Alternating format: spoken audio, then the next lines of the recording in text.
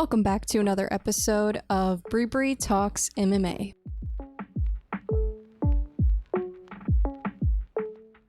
St. Louis, we did it. We showed up, we showed out. This was the highest grossing fight night in UFC history. Dana loved it. He loved the city. We're not going to tell him about the weather. He said the weather here is perfect, but we all know that's cap. So the weather here is horrible. But let's not tell Dana that.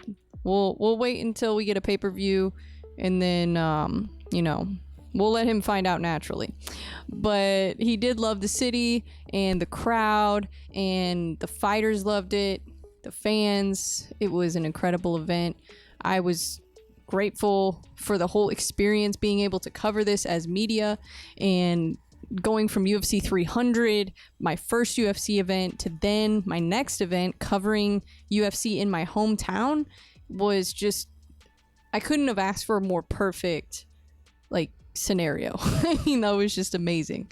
So I'm super excited. And then also to see 3 St. Louis natives, Charles Johnson, Sean Woodson, Joaquin Buckley, all 3 of them got wins. They all looked amazing. They had fantastic performances. So yeah, it was just amazing. And then not only seeing the fighters from St. Louis, but also seeing the coaches from St. Louis. You know, we had Mike Rogers from St. Charles MMA. He was in Charles Johnson's corner.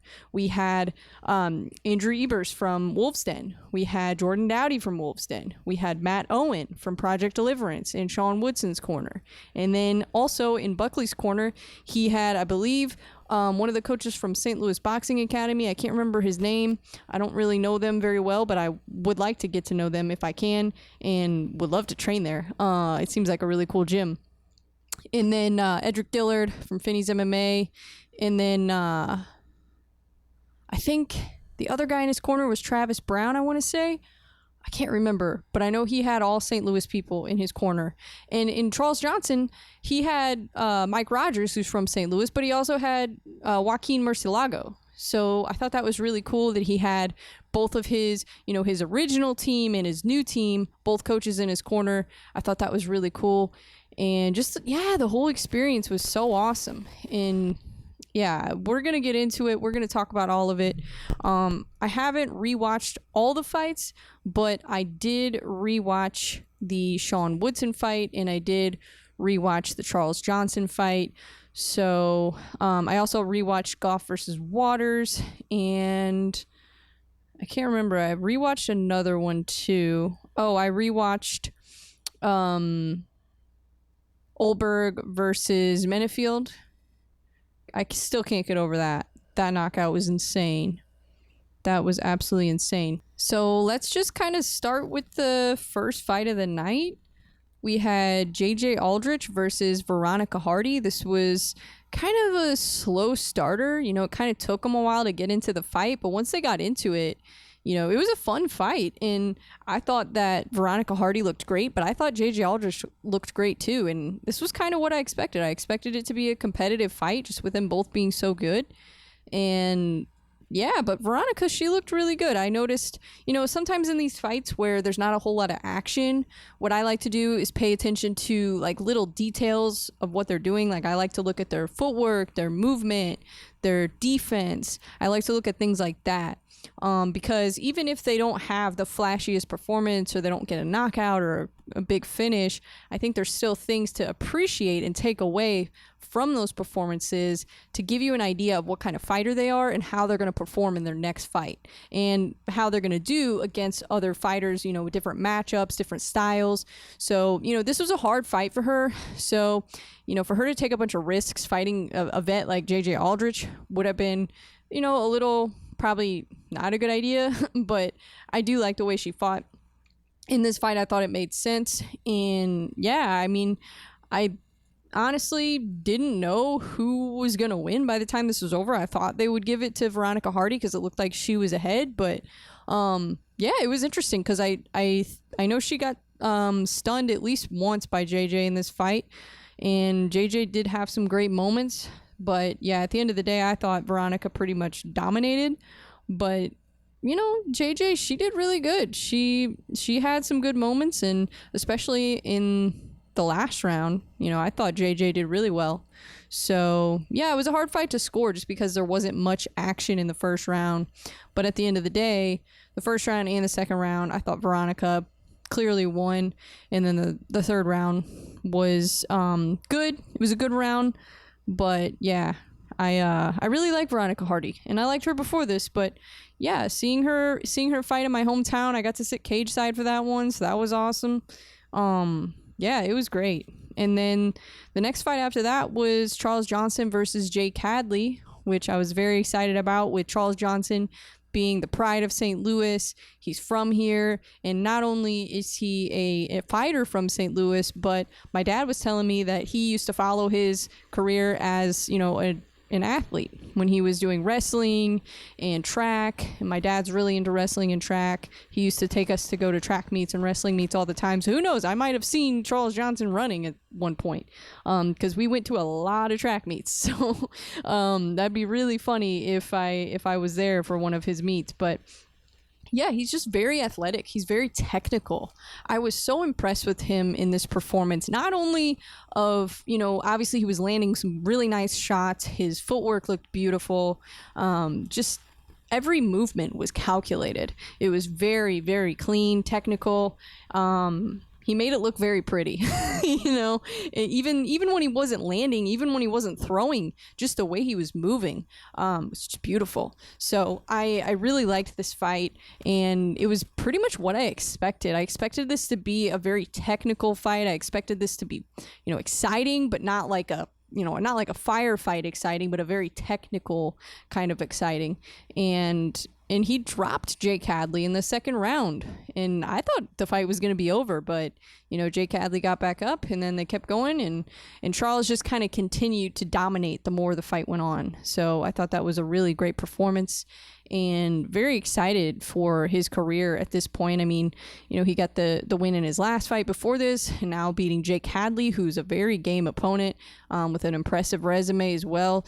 So I do really like the idea of him fighting in the top 15. Flyweight's not the deepest division in the world, so I don't think it's going to take him very long to climb the ranks. And I think this is just like the perfect time for this all to come together for him, and I'm very excited for his future. So great job, Charles Johnson. Very impressive victory. And yeah, so then the next fight. This fight was a slobber knocker. This was, oh my gosh, I was going crazy watching this fight. And I got to watch the first 3 fights. I got to watch all of them cage side. So that was really awesome. And so this fight was Billy Goff versus Trey Waters. It was, gosh, this was just insane. This was one of the most insane fights I've seen in a while, besides Holloway versus Gaethje. I think this is probably the second best fight of the year. It was an interesting fight. So I believe Trey Waters tore his meniscus in the first or second round. I can't remember what he said. But yeah, he did tear his meniscus in that fight. So unfortunately, he is injured. Hopefully that's not going to put a big halt on his career. But Billy Goff did really well in this fight. I actually wasn't sure who was going to take it at the end, just because it was hard to tell with it being such a wild fight who was really winning. But I do think that Billy definitely won the second round. The first round was close. The third round was close as well. So I thought it could have gone either way, honestly. But yeah, it was just a great fight. A really great fight. And I mean, yeah, being cage side for that was just a treat. I am so glad I got to see that from that angle. You know, that was awesome. But yeah, I mean, I thought you could have given rounds 1 and 2 to Billy. Round 3 definitely I thought was probably more in Trey's direction, but it's hard to say because that was a really close round 2. So yeah, I don't know. It just seemed like Trey was doing a lot of damage, but Billy did a lot of damage too. So it's like, yeah, I don't know. I think the fans won that fight, honestly. Like, I don't even want to pick a winner. But one thing I did notice and I wanted to address, in something that I haven't really heard anybody address, was the illegal knee. So, or what I thought was possibly an illegal knee. I don't know. I know I had spoken to the ref at one point a while ago about there was some kind of rule change with knees to a downed opponent that they had made or that they were planning to make. So I don't know if they had made that yet for Missouri, but yeah, it did look like Billy had one knee on the ground, and I don't know if his hands were on the ground though. So I'm not sure. Yeah, I'm just not sure what the rule is exactly on a knee to a downed opponent, because he didn't stop the fight. He didn't make, a big deal about it. So I was assuming like, okay, maybe they changed the rule. Maybe this is illegal. So I'm not sure. But I would like to get some clarification on that rule. And they invited me to go to the rules meeting. I don't know if I'm going to be able to make it. Or not the rules meeting. This like rules referee official conference or something next month. Not sure if I'm going to be able to make it. But I was curious about that, because if that was an illegal knee and it wasn't addressed, that changes the outcome of the fight pretty significantly, depending on, obviously Billy was fine. It didn't look like it affected him too much, but that was something that I noticed, and I just wanted clarification on, not necessarily arguing that it was a bad call or that it was a good call. I just didn't know why that wasn't acknowledged. So yeah, I don't know. I'll have to look into that and have to look into what the actual rule is before I go and say that was a bad call, because I don't know. The ref is the one doing the job in there, not me. So they know more than I do. So yeah, I'm gonna try to get some clarification on that. But I just wanted to address that, because I know that was something that the commentators noticed and they were kind of up in arms about. But I just wanted to kind of give a more logical take on it and see what you guys think. So then the next fight after that was Tabitha Ricci versus Tisha Pennington. This was a great fight. I thought it was very competitive. I thought we had the right two opponents in there. I honestly wasn't sure who was going to win, but I was leaning toward Tabitha Ricci. I really like Tabitha Ricci, so I am kind of glad that she got the win, just because I think she has a bright future in this sport. But at the same time, it would have been really cool to see, Tisha get a win at this point in her career. So yeah, great fight. I really enjoyed that one, and I think both of those girls are very talented, and yeah, obviously. So, and then after that was Terrence McKinney versus Esteban Ribovics. I thought that Ribovics was going to get a bonus for this, and I think a lot of other people thought the same thing, because this was a 37-second knockout. And it was a brutal knockout. Honestly, I was sitting cage side for this one too. And because I really like Terrence McKinney, but unfortunately, yeah, he got knocked out. And that was, honestly, I was kind of bummed. I really was kind of bummed. I hate seeing fighters get knocked out, especially fighters that I like. I know it's cool to see knockouts and it's exciting, especially first round knockouts. Like the Carlos Ulberg knockout was great, but this one just kind of hit a little different for me. I don't know why. It was hard to watch. I'm a big fan of Terrence. I really like his story. He's really inspiring to me. And, we dealt with some similar things in our past. So he's been a big inspiration for me. And I really like watching him fight. I've enjoyed watching his career progress. So, yeah, that was a tough one. But man, Ribovics is very talented. I kind of underestimated him, I'll admit, but yeah, I think he deserved a bonus for that. I really do. So, unfortunately, he didn't get one, but maybe the next one he will.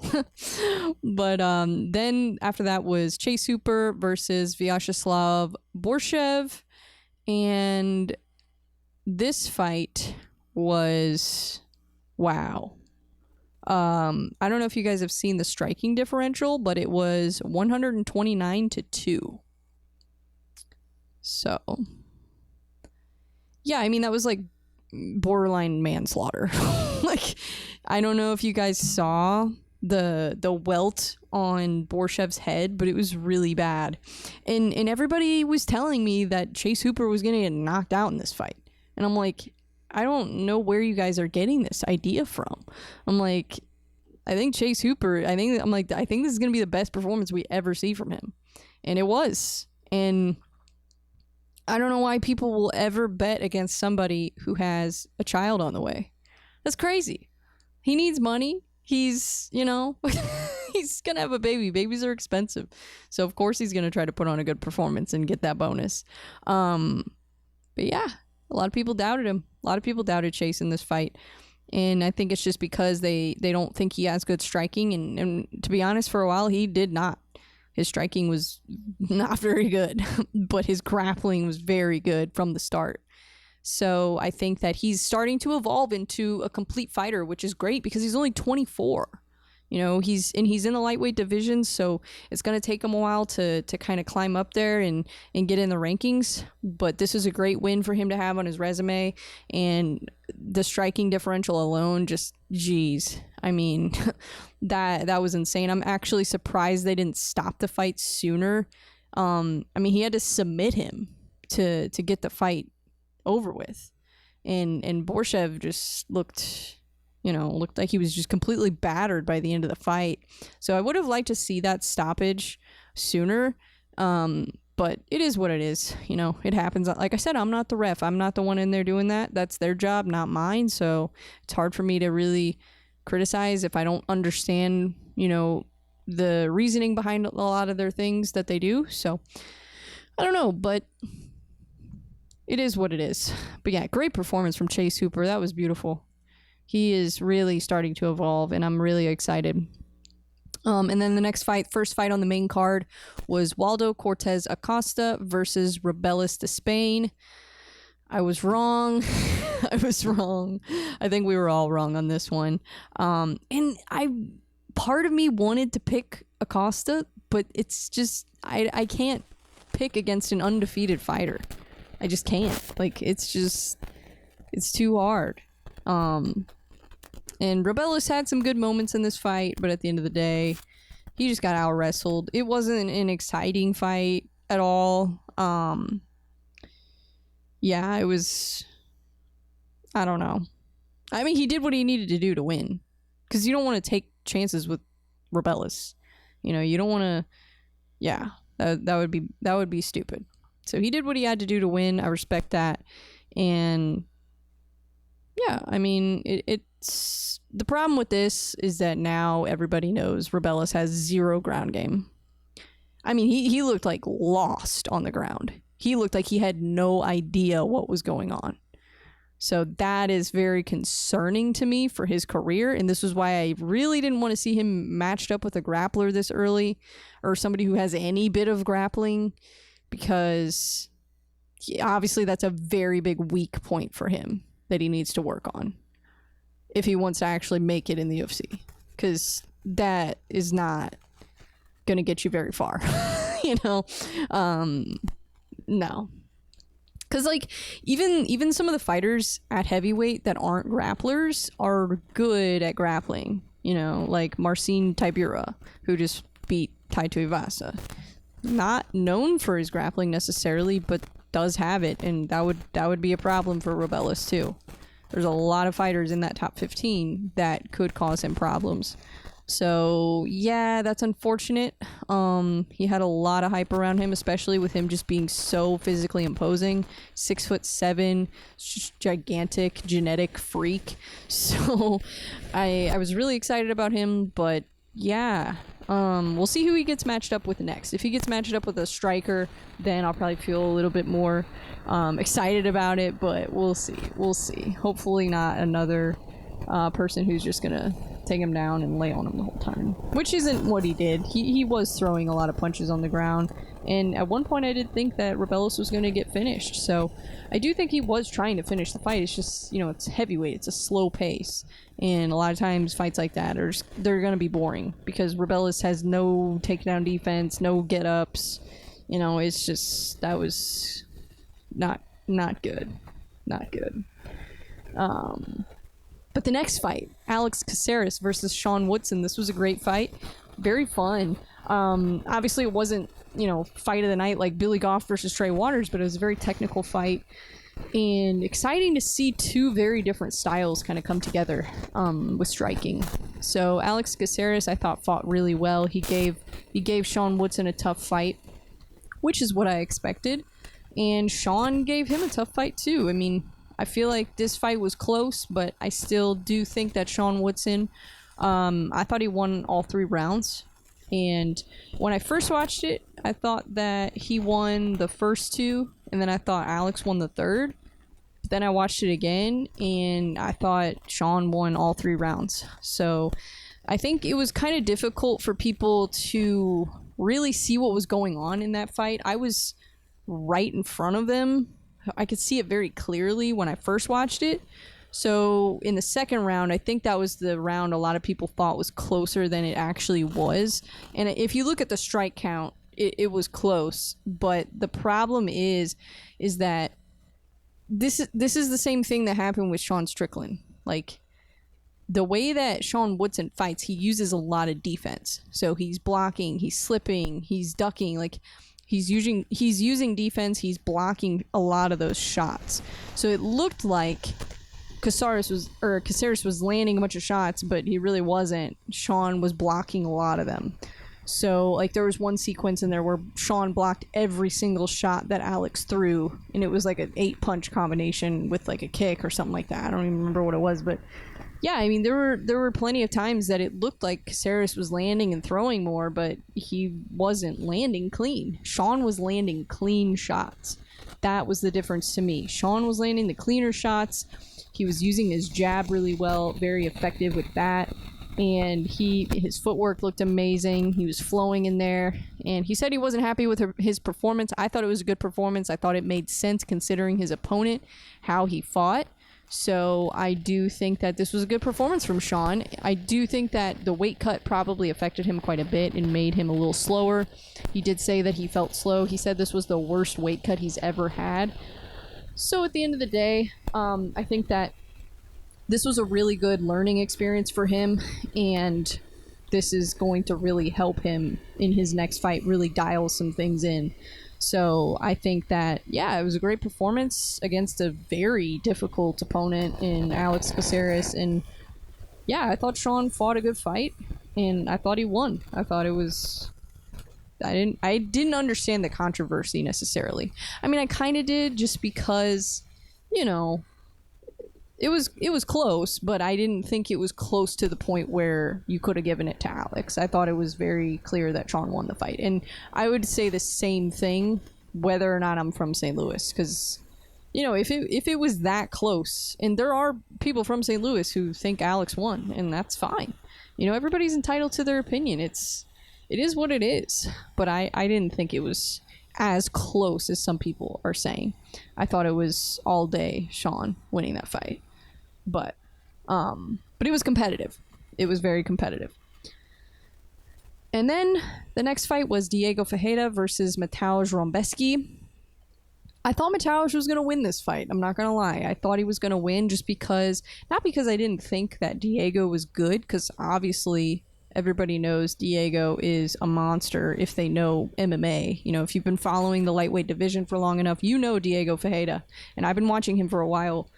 But I just thought that Mateusz Rebecki was, you know, some new blood coming into the UFC and going to take over the lightweight division. And, you know, he might still do that. I mean, this was a tough fight. And what surprised me the most was the striking from Diego. He's really a complete mixed martial artist. He's very well-rounded, not only very dangerous on the ground, but also very dangerous on the feet. So I thought this was a great fight. You know, it started off looking like Rebecki was getting the better of it, but the last 2 rounds, Diego just completely took over, and yeah, he got the win, and it was awesome. So then the next fight was Alonzo Menifield versus Carlos Ulberg, and this fight was absolutely insane. It only lasted 12 seconds, so not a very long one.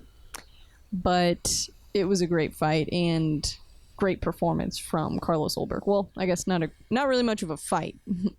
I think Alonzo, I don't even know if he landed anything in this fight. But Carlos, yeah, he's a problem. He is a problem in a light heavyweight. That's not a super deep division. So now he is in the rankings because Alonzo Menifield was ranked number 11. I don't know if they've updated the rankings yet. I'm going to take a look right now. But he should be ranked from that performance. So, no, he is not in the rankings yet. But I imagine he will be very soon. So, yeah, great performance from Carlos Ulberg. Man, what they're doing over at City Kickboxing is incredible. It's just... I'm really, really excited about that. And I think he could potentially be a future champion. Just based on what I've seen. I've watched a lot of his fights. And, yeah, he's got it. He's definitely got it. So, moving on to the co-main event. Joaquin Buckley versus Nursultan Rusaboyev. This was an absolutely dominant performance from Buckley. This was probably, I would say this was my favorite performance I've seen from Buckley so far. And I know, of course, the knockout over Impa Kasanganay, the viral knockout, one of the best knockouts in the UFC, that was great. But I almost prefer when a fighter has a performance like this, just so we can see more facets of their game. We can see, you know, not only their striking, we can see their grappling, we can see their cardio, we can see everything. And Joaquin showed all of that in this fight. He showed he can grapple. He showed he's got cardio. He showed he's strong. He's, you know, he's very, very dangerous on the feet as well. And we knew that before, but a lot of people doubted him because, you know, his opponent was 6'5" and there was like a 7-inch height difference, and a lot of people thought that was going to be a huge problem for him. And this guy is a finisher. He had a very high finish rate going into this. He had, I believe, over 40 pro fights. Actually, I'm gonna double check that because I don't know. I don't remember exactly what his record is.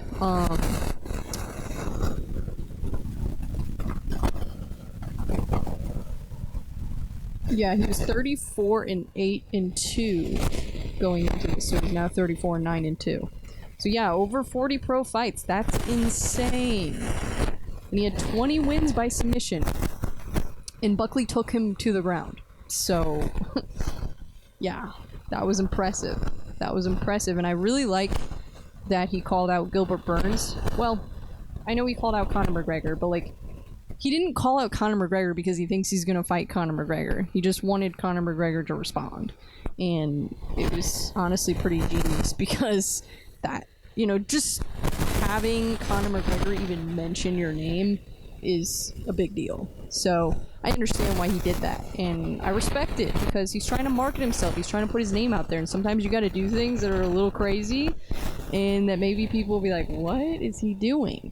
Sometimes you got to do that to get ahead, to get, you know, I don't think he cares what people think about what he's doing. He really doesn't. He's just trying to provide for his family. He's trying to take care of his grandmother, trying to take care of his new baby. You know, I don't think he cares about all the haters, all the noise. I think he's just doing what he's got to do. I mean, at the end of the day, that's what we're all doing. And you can hate on him all you want. You can say it's cringe, whatever you want to do. But at the end of the day, we're all just trying to get this money. Like, that's what we're trying to do. We're from St. Louis. We're hustlers. This is what we do. This is our whole mentality, you know, of everybody from St. Louis. We all know this. And, you know, and whether you're from, you know, North City, North County, South County, St. Charles County, wherever you're from, like, we all have the same mentality. And I love to see it. I love to see what he's doing. I think it's fantastic, and I'm 100% behind it. And I've been a Buckley fan for a long time. Like, even before I really got into the MMA scene in St. Louis, like the local scene, I was a fan of Buckley already because I knew he was from St. Louis. I didn't know him personally. I just met him at UFC 300 for the first time, so I'd never met him before. But he's a really cool guy, very down to earth, and very respectful to me, and trying to help me out too, which I appreciate because, you know, we're really in St. Louis, we're all just trying to work together to get our city on the map and to, you know, make really big things happen.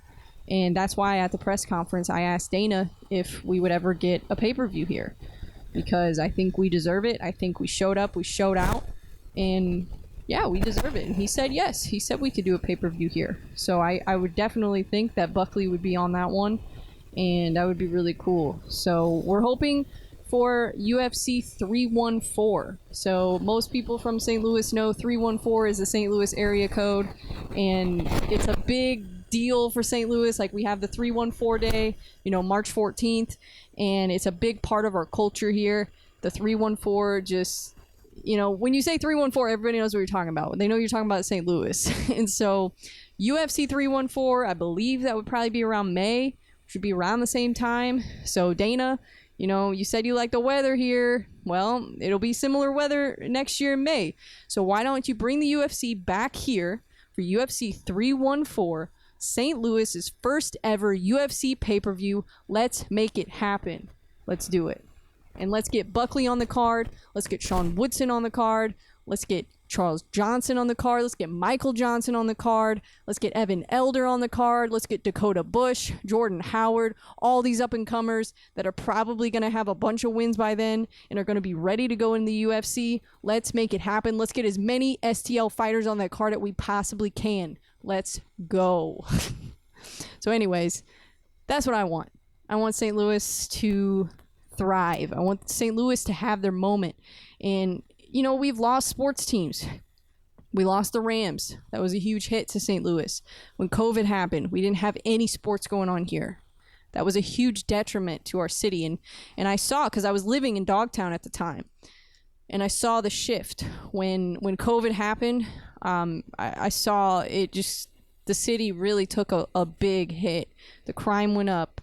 And just, it was not a fun time to be in St. Louis, and that's why I moved. You know, I moved like 30 minutes away, and just because I wanted just peace and quiet and safety, because I live by myself. So, you know, I was like, I don't know, I kind of, you know, need some peace right now. And I'm like, this is getting a little crazy, and it's a little too crazy for me. It was a very stressful time for everybody here, but we got through it. You know, and everything got better. So now, like, it's funny being back in St. Louis for, you know, some of the events I've gone to, like the Armory, they do the Nemesis fights, Ballpark Village, and then going to the UFC Enterprise Center. I kind of miss St. Louis. You know, I miss living in the city, and obviously, you know, I'm still a St. Louisan. I still live nearby, but you know, it's not the same as being in the city. So I'm kind of getting the itch to move back, but we'll see if that happens. We'll see. Maybe. You know, it's funny too. I was thinking, like, I'm gonna have to move to Vegas. Like, that's probably what I'm gonna have to do for my career. Like, I'm gonna have to move to Vegas, and you know, that's just how it's gonna be. And of course, Vegas is really cool. I loved Vegas. I felt so good when I was there, but I have to say, doesn't even come close to being in my hometown for UFC.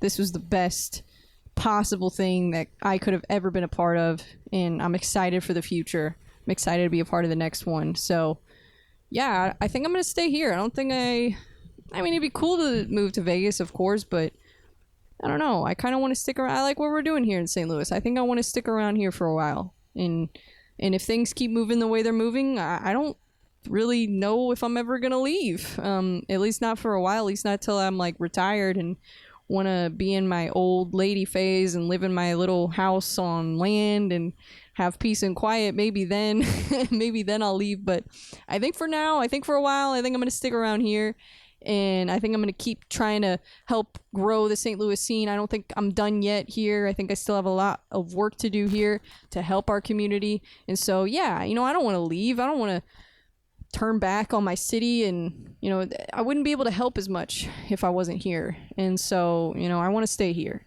And a lot of people have told me, you know, you need to move to Vegas, and that's cool, but I don't know. I think I want to stay here for a while. So I think that's what I'm going to do. Now you guys just have to come here. That's the plan. But anyways, moving on to the main event of the evening, Derrick Lewis versus Rodrigo NASCIMENTO. This was a great fight. It looked like Derrick Lewis was losing the fight, but I really wasn't worried. And like, even I was telling people next to me, I'm like, yeah, this is a Derrick Lewis fight. Like, what do you expect?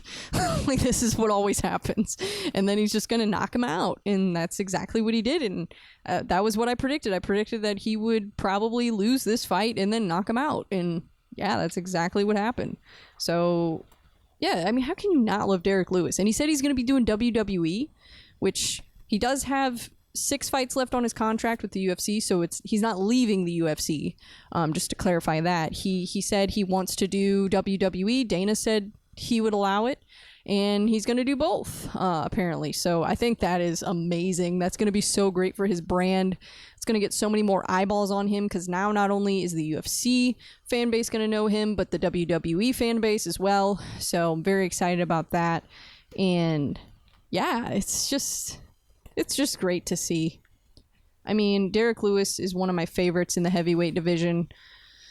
And a lot of people criticize him for the way that he fights, but if you think about it, you know, if you listen to what he said after the fight about his coaches and the strategy that they use, it's actually very intelligent and very well thought out. I thought it was a great game plan, a great strategy. And yeah, I mean, he's got a good team behind him. And I don't know. I mean, I got to talk to him in the media room and it was hilarious. I posted the Emo's Pizza clip and it's going crazy on social media, which is hilarious. They were talking about Ted Drew's, and so I was like, you know what? I'm going to ask him about Emo's Pizza because nobody has mentioned Emo's Pizza in any of these media things. And so I want to, you know, put a little shine on St. Louis. Like, let's give our city some love. And I know there's other pizza in St. Louis that's better, of course. There's so many good. There's Katie's Pizza, there's Pizzioli. Like, there's so many good pizza places. But Emo's is the St. Louis pizza. Like, it's the St. Louis style. So, of course, I gotta ask him about it. And you guys all know that Emo's Pizza, yeah, of course, it's not a gourmet pizza. It's not anything special. But you know what? After a long day, you come home, crack open a box of Emo's Pizza. You're telling me you're not gonna eat that whole thing? Get out of here. Get out of here. You're crazy. You're crazy. But yeah, anyways, I really appreciate Derrick Lewis talking to me too. I mean, I'm new doing media, so the fact that, you know, these fighters were so cool with me and so friendly was really awesome. I'm definitely excited to cover another Derrick Lewis fight. I'm going to have to cover all of them now because that was great. That was fantastic. Yeah. I had a lot of fun. And then also, not only did I go to UFC, but I went to Shamrock the night before. So I went from the UFC weigh-ins at Enterprise Center on Friday, which are open to the public and free, by the way. So if you don't have the money to get tickets to the UFC, I mean, at least go to the weigh-ins. It's free. And you kind of get the vibe, you get the experience, you get to see the fighters. So I think, you know, go watch the weigh-ins and then go home and watch the card on TV. You probably won't even be able to see it clearly in the arena anyways. So there were a lot of people I heard, you know, they were saying they couldn't afford to go, and that's unfortunate because, you know, I mean, gosh, I couldn't imagine having to fork out like $400 for tickets. That's a lot of money. So yeah, that's like a little hack. If you can't afford the tickets, go to the weigh-ins and just enjoy that experience, and then yeah, go watch it at home or go to a Buffalo Wild Wings or somewhere and watch it. But yeah, super fun experience. And then yeah, I went straight from there to Shamrock, and that was really fun too. Unfortunately, Max Choriev did not get the win. As you guys probably know, I've been following his career for a while now, and yeah, that was actually the whole reason I got into Shamrock, was because of Max, because I wanted to cover his main event when he fought, I don't know if it was the Matthew Perry fight that I covered first. Yeah, I think it was. Yeah, that was the fight with Matthew Perry that I covered for the first time. And yeah, I was very excited about him, and I still am. Still very confident in Max Choriev's ability to make a career in MMA. Very confident. And honestly, I know he lost that fight, but it wasn't a bad loss. That was a competitive fight. He didn't get finished. You know, he did not quit. He was in the fight the whole time. And, you know, he didn't get dominated necessarily. You know, I mean, it was clear who the winner was, but it wasn't like he got absolutely destroyed like Ruzaboyev did against Buckley. Which is his teammate, by the way. You know, they both train at Murcielago up in Michigan. And so that was really cool that they were both fighting on the same weekend in St. Louis. That was so awesome. And yeah, but Darian Weeks is a monster. I think he's probably going to end up back in the UFC after that. That was a great performance from him. And Max Choriev is an absolute beast. So for him to get a win over Max Choriev is super impressive.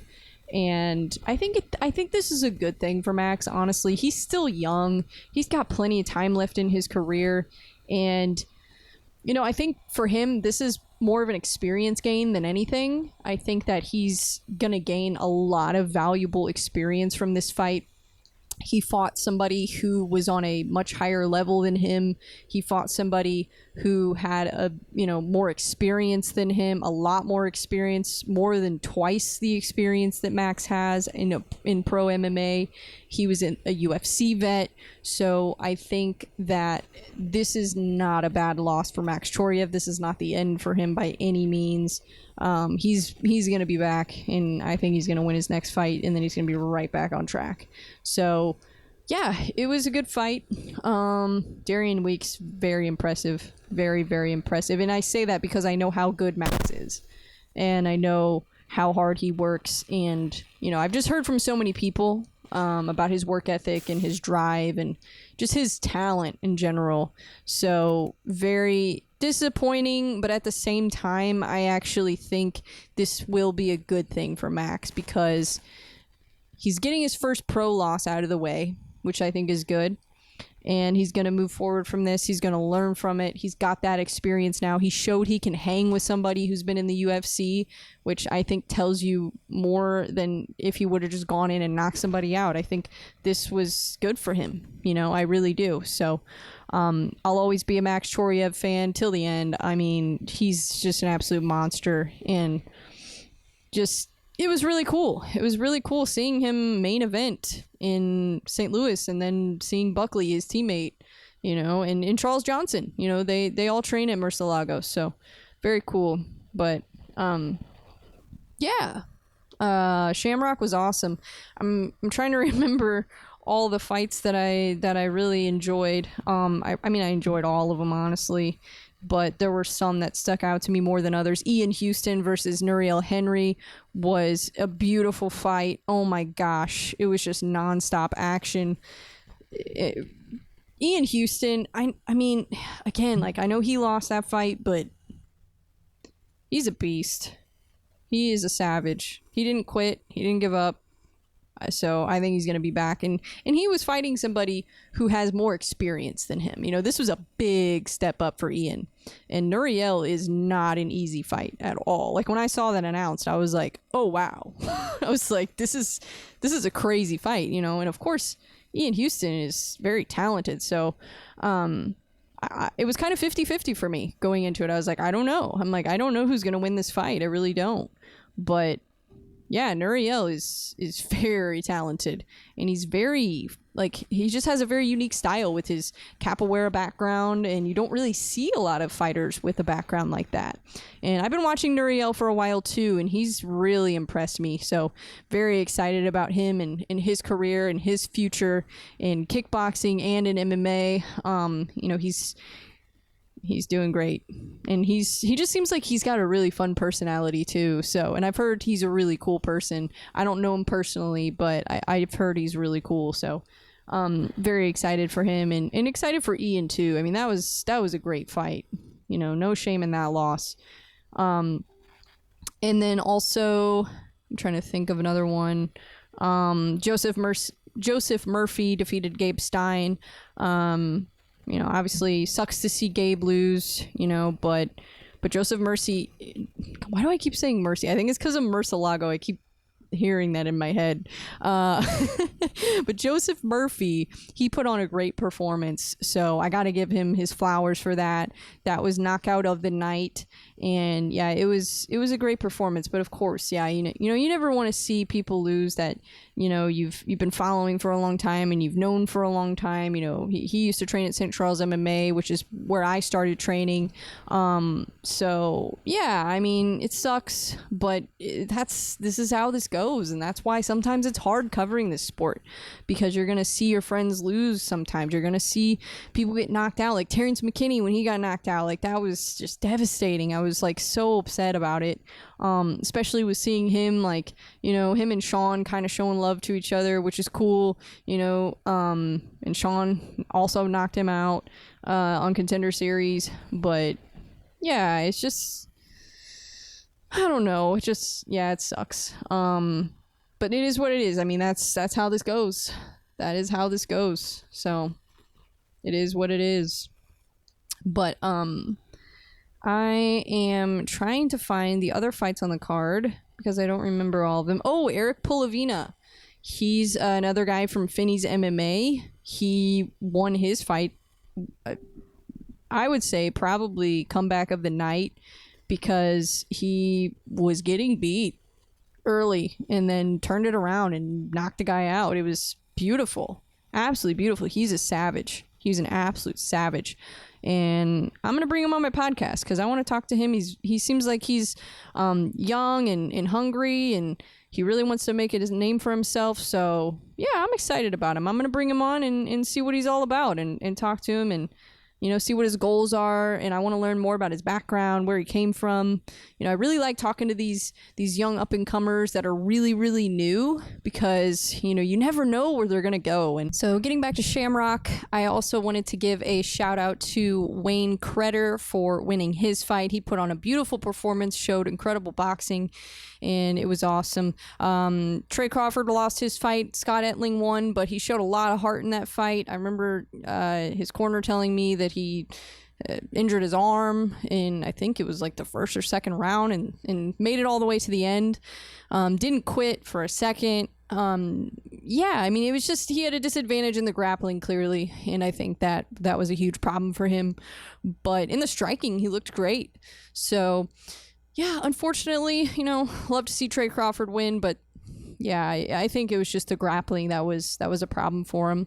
And then Cody McGee, he won his fight. So that was awesome. That was a great fight as well. Oh, Jamison Hartwegger got a win. Yeah, I mean, that was great. Because I think he was 0-4 going into that fight. Now he's got a win, which I think that's pretty cool. Like, if I lost 4 fights in a row, I'd probably be like, yes, maybe this isn't for me. But the fact that he just, like, kept going and determined, and he actually had a really good performance. So yeah, that was awesome. So congratulations to him getting his first win. That is amazing. And then actually I wanted to talk about the first match of the night. It was a grappling match, submission only, and Travis Draper from St. Charles MMA submitted Johannes Flogger pretty quickly. He picked him up, slammed him. It was it was awesome. I mean, I don't think you could have asked for a more entertaining grappling match. That was more entertaining than some of the actual fights. So that was really cool, and I love that they do that. I love seeing grappling matches in these MMA events. I think it's really, really cool. So yeah, it was awesome. It was a great weekend. We got Nemesis this weekend. Danny Moriarty is fighting Jose Leon. That's going to be an amazing fight. That's Danny Moriarty's 5th pro fight. Jordan Howard is supposed to fight in the main event. I did hear, Drew and Grande posted that his opponent pulled out. Cleveland McLean apparently pulled out of the fight. So hopefully they get a replacement, because I think that Jordan Howard is one fight away from the UFC, and, you know, Danny's getting close too. There's going to be a lot of up-and-coming talent on this card as well. You know, some great Amis on this card. Clayton Berry, Logan Jones. It's going to be a great event, and watching fights at the Armory is so much fun. That's probably my new favorite place to watch fights. It's pretty amazing. But overall, a great weekend. I'm so grateful, so excited for St. Louis, so thankful for everything that's happening. And I just want to say to everybody who has supported me, I appreciate you. Even the haters, even the people who don't support me, who hate on me and leave all their nasty comments. Well, guess what? You're helping my algorithm, so thank you.